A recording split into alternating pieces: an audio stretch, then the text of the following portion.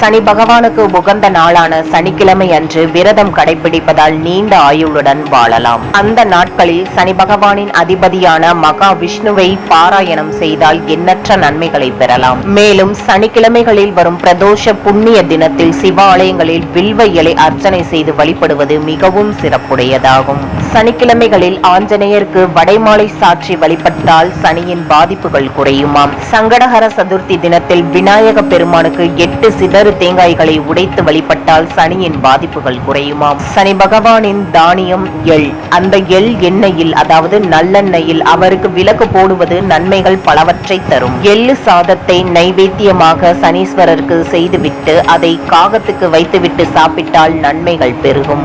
திருநள்ளாறு சென்று சனீஸ்வரரை வழிபட தோஷங்கள் நீங்கும். சனியின் நட்சத்திரமான பூசம், அனுஷம், உத்திரட்டாதி வரும் நாட்களில் அன்னதானம் செய்வது சிறப்பு வாய்ந்ததாகும்.